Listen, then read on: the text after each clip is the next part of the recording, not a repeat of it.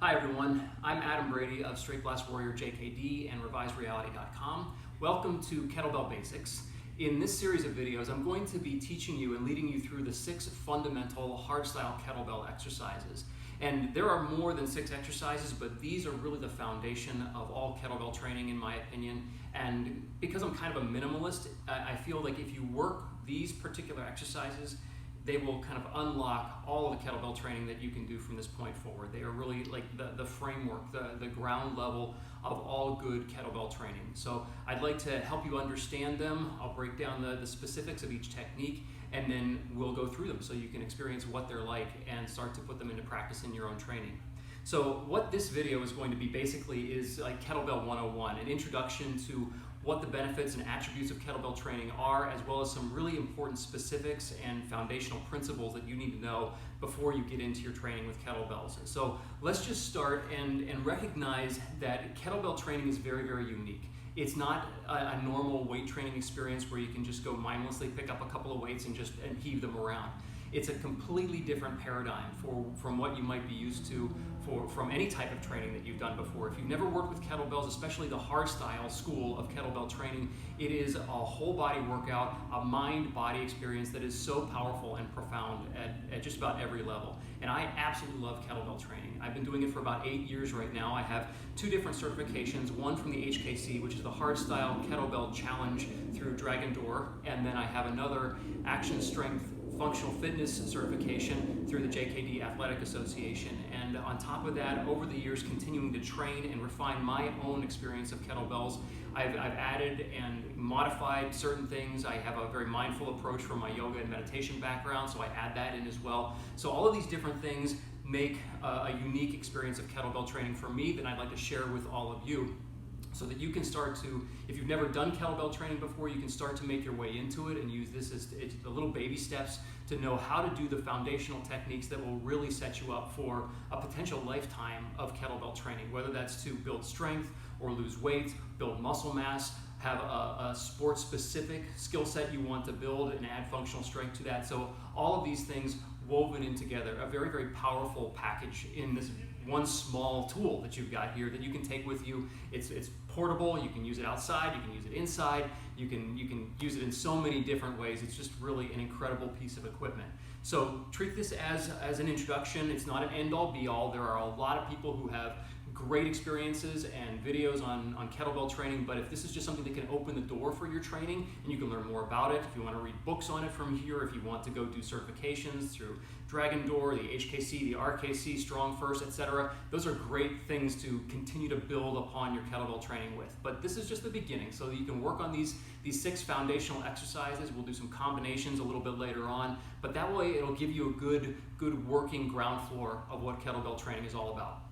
So, what are you going to get out of kettlebell training? What are the attributes? Why is it so important? Well, first, when you think about what you're doing with a kettlebell, it's really the ability to move and manipulate an external weight to your body. That's what it's all about. You're either swinging the kettlebell, you're lifting it, you're changing elevation, you're getting under it and pressing yourself up to a standing position, coming back down. So you're moving a weight external of your body in different planes, in different shapes, and what that does for your body mechanically and functionally is really, really powerful. And this has a direct correlation to what you might be doing in your everyday life. So if you're picking up a bag of groceries or a suitcase or a child, all of these things and how you move your body and how you get under the weight so you can lift that safely, you can twist, you can bend, you can set it back down.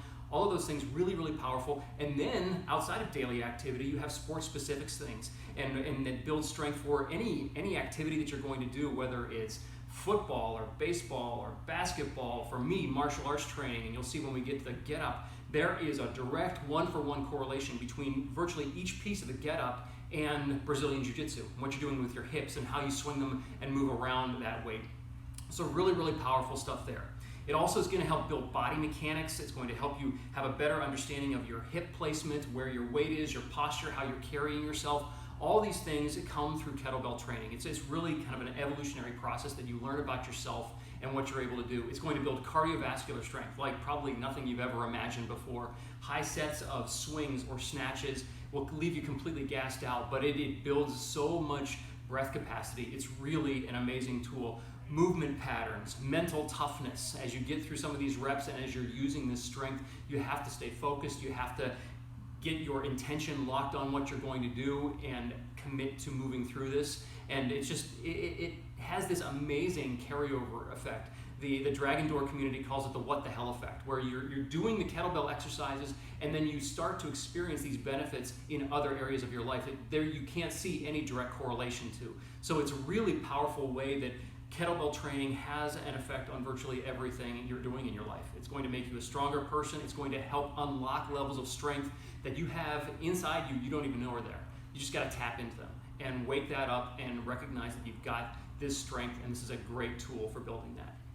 So those are some of the attributes behind kettlebell training. Now, what we need to know before we go and get into our kettlebell training, there are about 11 different things we have to focus on and be aware of to make sure that our kettlebell training is going to serve us. The first thing, primary above everything else, is safety. You've got to be careful with this thing. This is a cannonball with a handle. It can weigh, this is a 35, 44, 53 pound kettlebell right there, and they go higher than that. And if you're going to be moving that weight around, you have to treat it with respect. You have to know what it's going to do. If you let go of it, you have to know where you're at. You have to be able to lift it, move it, carry it safely. You have to get your weight under it. If you don't respect this thing, you're going to get hurt, or you're not going to get any benefit out of it. You really have to recognize what this thing is. It's cast iron, it's heavy, you drop it on your foot, you're going to get hurt. You drop it, you're holding it up and you lower it down, you don't put it down carefully, you're going to hurt a shoulder, you're going to drop it on some part of your body. There's nothing good that'll come out of that. So you really have to put safety above virtually everything else when it comes to kettlebell training.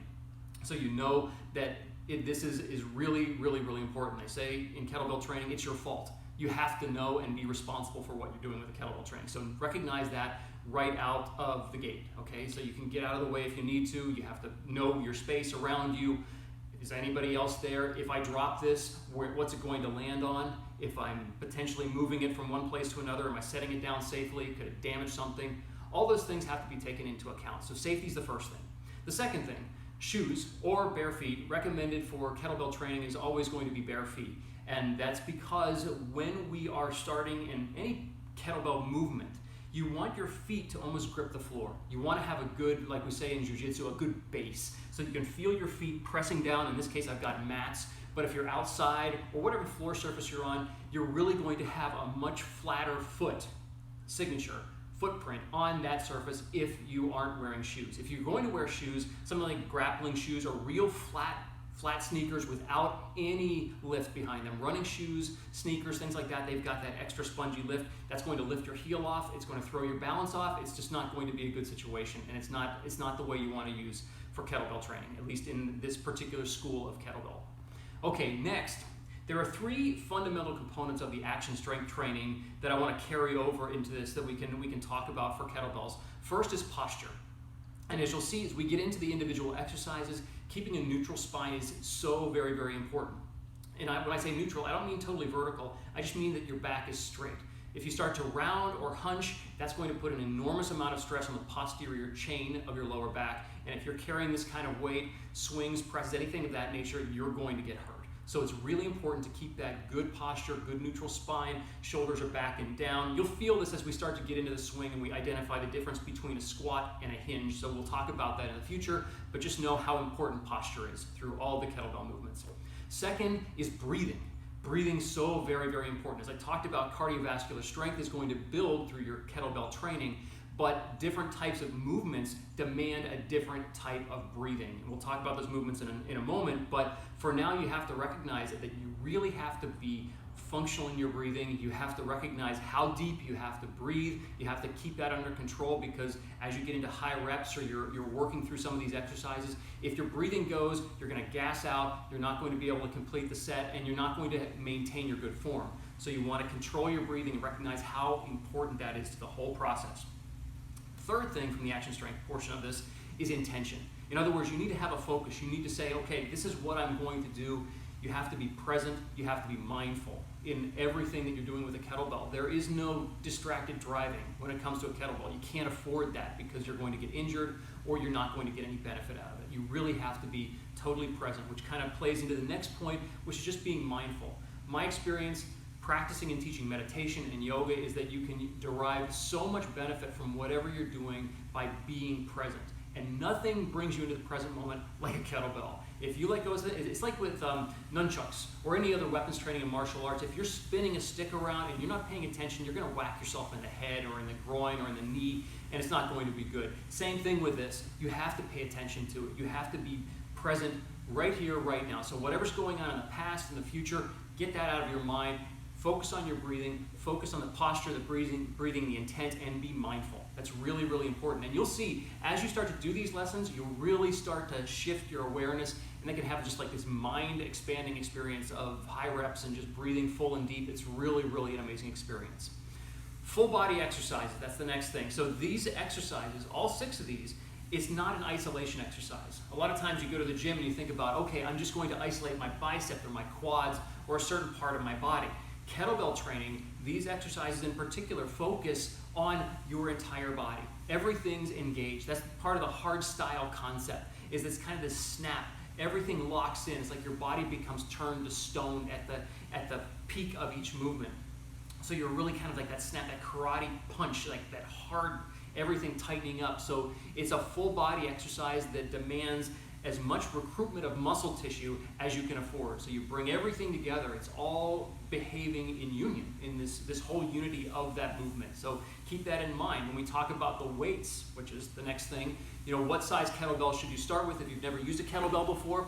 Well, typically for guys, it's a 35-pounder. That's what this front one is here. And then from there, you can build up to 44 or 53. For ladies, it's usually an 18 or a 20-pound kettlebell, and that may sound like, oh, that's not that much, but once again, as you get into higher reps and you're moving your whole body, you'll see how demanding that weight is. And the great thing about it is you don't necessarily have to go up in lots of weights. Like progressive resistance for a normal weight training routine would be, okay, I'm going to start doing curls at maybe 30 pounds and then 35 pounds and then 40 pounds and build your way up. With kettlebell training, you can stick with one size weight for a long time and just continue to ramp up your reps and ramp up the intensity without having to change the weight so much. But generally, keeping in mind this is a full body experience, you can stick with one weight. So find a kettlebell size that works for you, but being safe, start on the smaller side in the beginning just so you can get the mechanics down before you start to increase that weight. Because that's a step where a lot of people,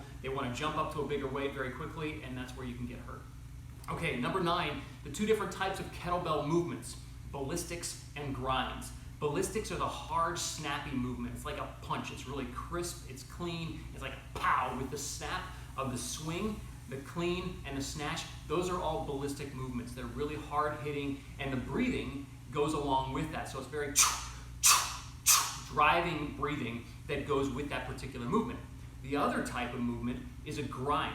A grind is a very slow pressing movement. So the get up, the squat, and the press all use that really long exhalation, full deep inhalation, moving the energy kind of in a different way. But both of those together, when you put the ballistics and the grinds together, you've got this whole different animal. So you can really enhance the breathing patterns and recognize how these different movements work together. So I'll talk more about that in each of the lessons. And next thing you want to do is whenever you're working through your kettlebell exercise, it's important to understand that your heart rate will get up pretty high. So whenever you're done with a set, and you always are going to put the kettlebell back down safely. You don't just drop it and walk away like you did an Olympic lift and you boom, just drop it and then walk out. No, you set it down safely because this thing can still hurt you if you don't park it correctly. So once you're done doing your set or whatever you're doing, take some time to move. Breathe, relax, do some, I like to do pulling down from the heavens. It's a Qigong movement just to keep that circulation flowing so that your heart doesn't get too strained from all the overactivity and then a sudden stop. So continue to move. It's what we often call active relaxation. So you're moving your body, you're not just gonna go woo and then be done with it and go and then suck wind. Just don't sit there in short stop pose and put your hands on your knees and keep moving, walk around, maybe some carenza with a stick, all those things that we can talk about later. And then lastly, the most important thing is use common sense. We've talked about safety, but you have to understand what your body's capable of. Only you are going to be able to give yourself that feedback, and it's really, really important that you listen to what your body's going to tell you through this whole process. Don't try to just go too hard, too fast all of a sudden. The idea isn't at the end of a kettlebell workout to be lying in a pool of sweat, completely destroyed. You want to have energy in your tank. A good workout, whether it's kettlebells or action strength or any other type of workout, should leave you energized, not depleted. And that's we got it backwards in a lot of our schools of strength, where you go train and you just completely leave yourself completely depleted. And that's not it. Especially from a martial arts standpoint, I need energy in my tank. In case, God forbid, anything happens, I need to have some energy left over. And we don't want to completely burn ourselves out. So you want to have this feeling of feeling energized and powerful and strong at the end of your workout. So those are the most important know before you go tips. Being safe, being careful, moving at your own pace, continuing to move, understanding ballistics and grinds, posture, breathing, intent, bare feet, full body exercises, being mindful, choosing the right weight. All of these things, very, very important steps. So just review those and keep them in mind before you commit to this type of training. But once you're there, once you're ready, what we'll do from here is go into a quick warm-up. And I really want to emphasize the importance of warming your body up before kettlebell training. You don't want to just go in cold and start swinging like crazy. You need to take some time just to warm up. It could be sun salutations, it could be some basic calisthenic movement, just to give your heart a little bit of a chance to warm up, to send some fresh blood to your extremities and get everything ready to go. But once you do that, there are 3 particular movements I'm going to show you now that are really, really helpful in helping to prepare your body for kettlebell movements, because they kind of translate over into everything that we're going to do. Those will be the halo, the twist, and the grinding squat. So I'll show you those in just a moment, but just get yourself ready. I'll walk you through these three exercises, and then you can start to get ready for our next exercise, or the first exercise, which will be the kettlebell swing. So stay right there.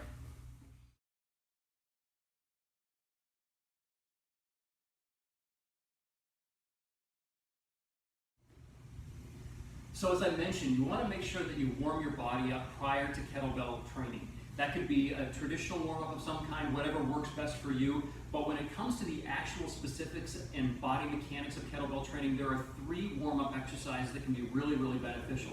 The first is the halo, the second is the stationary twist, and the third is the prying goblet squat. So I'm going to walk you through each of these. They take just a few moments to go through, and they build up that increased mobility for your shoulders, for your waist, for your core, and help to pry your hips and get them ready for kettlebell movements. So the first is the halo, and as it sounds like, it's a halo that goes around your head. You're going to basically be carrying the kettlebell around your head. It's very similar to an Indian mace or Gurda swing, which we'll get to in other videos. But for right now, the kettlebell's right down here between our legs. You just want to bend down safely, grab it with one hand, and then swing it up to bring it right to chest level, holding it by the horns. The horns are the closest part of the kettlebell to the handle to the kettlebell itself.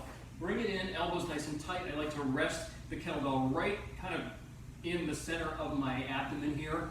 And then we're just going to take a deep breath. We're going to inhale, bring it up over one shoulder, and bring it back down to the center. So we'll inhale, and bring it back down to the center. Inhale up.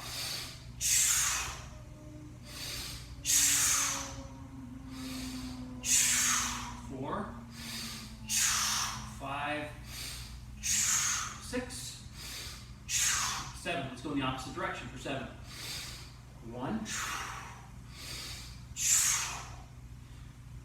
3, 4, controlled movement. 5, 6, and 7. There you go. So that's the halo, keeping it under control the whole time. From here, you can flip it over, hold it by those horns once again, bring it right in against your belly button, right on your navel here. Now this is going to be a twist from side to side. However, you want to avoid the tendency to buckle your knees. Keep your knees facing forward, just twist from your waist, nice and strong, elbows back and down. Take a deep breath in. I like to do 14, just double up from the 7 that we already did. So it goes like this. 1, 2, 3, 4, 5, 6, 7, 8, 9, 10, 11, 12, 13, 14, back to center. So that helps to build some of that twisting movement from side to side. And then we bring it up to goblet position, holding it right up here, nice and tight, elbows in, and we're going to go down into a prying goblet squat. So let me show it to you first, and I'll talk you through it. Lowering down, Elbows come inside your knees, and then you can pry it from side to side. Opening up just a little bit. This is called a rack bottom squat. Might be different from the types of squats you're familiar with. Just a little drift back and forth. And then you can hold here, keep your spine nice and tall, and then slowly set the kettlebell down. Now I know in the beginning, not all of you may have the hip mobility to get that deep into a squat. That comes with time. So you may only be able to get down to here. That's fine. Continue to work your way down. This movement in particular, the goblet squat or the prying squat, is equivalent to a yoga position. It's called garland pose. It looks like this. You bring your elbows in, hold here, and then you can turn your fingertips down if you want to get a nice little stretch in your forearms. But that's the basics of the prying goblet squat. So listen to what your body's telling you. If you can't do it, that's okay. You can pass on this one, but just know that trying to build up, even if you go without the weight, to come down into this position, continuing to get more and more comfortable with lowering yourself down. Most of us in our culture have really, really tight hips, so this might take some time to get used to. That's okay. I've been doing this for 8 years, and I'm still working on getting down to where I feel comfortable with that position. So continue to work on it. Be patient with yourself. Take the time that you need to. But the important part to take away from this is just giving your body a little bit of a warm-up with the kettlebell before we start to move. That way it loosens up our shoulders, loosens up the twisting of our core, and then helps to open up the hips just a little bit as you lower back down. Now, if you want a more full, complete warm-up, you can look at one of the other videos that I've already posted and see if that helps you. But this is enough really to get you ready for more intense kettlebell training. So start here and then make your way progressively into the first kettlebell exercise, which will be the swing, and build it from there. Stick around, see you in the next video.